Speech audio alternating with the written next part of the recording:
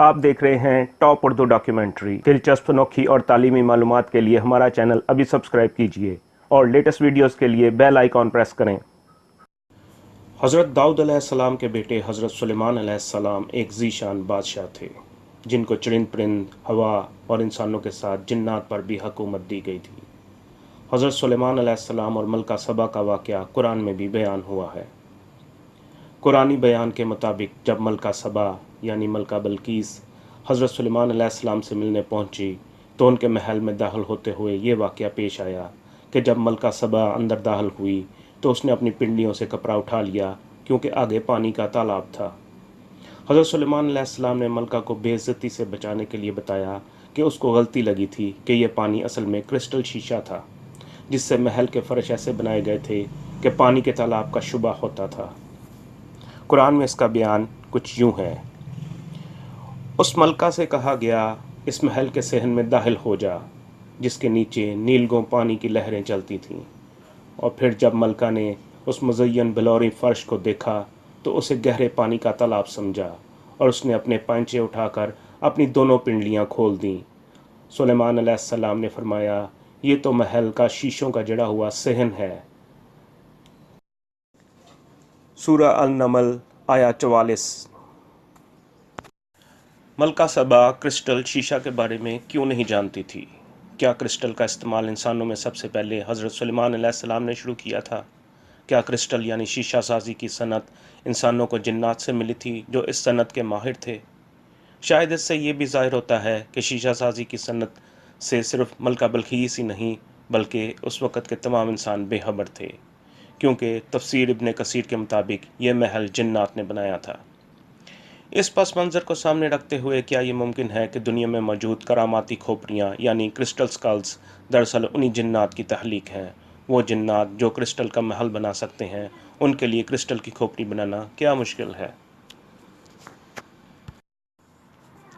Crystal کی کھوپڑیوں کے بارے میں بیان کیا جاتا ہے کہ دنیا میں تقریباً 1 درجن کے قریب ایسی کھوپڑیاں ہیں جن کے بارے میں خیال کیا جاتا ہے کہ وہ میکسیکو اور وسطی امریکہ میں بنائی گئی تھیں۔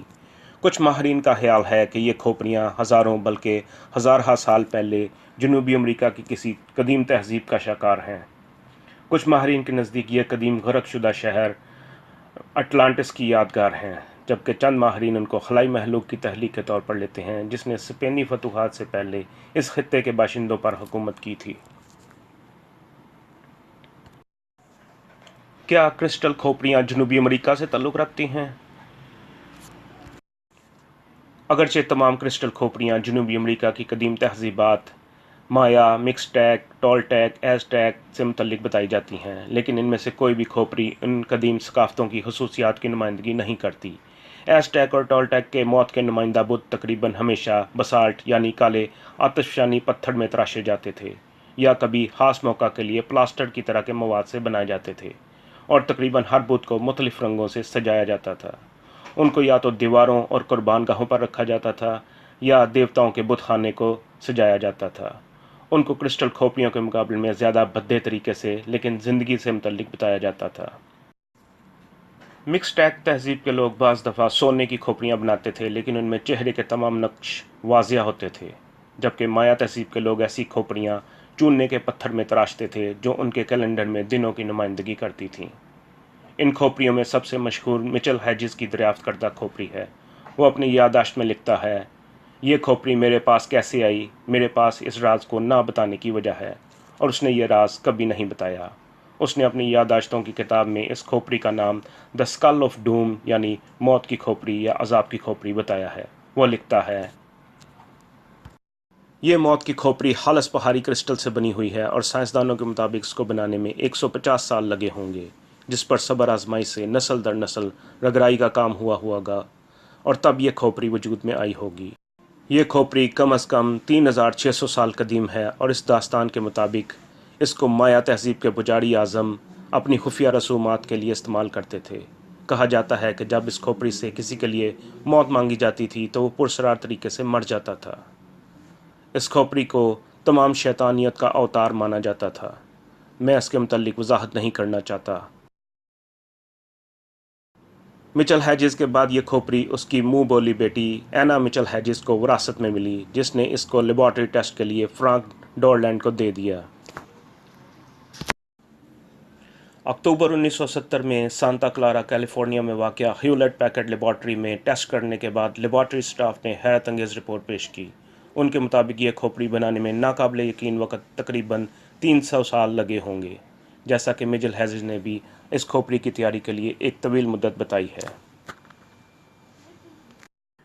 फ्रैंक डॉरलैंड को इस खोपड़ी की वजह से कई माफ़ौक़ल फितरत वाक़यात का सामना करना पड़ा। उसको रात को सुरीली इंसानी आवाज़ में भजन गाने की आवाज़ें आती थीं।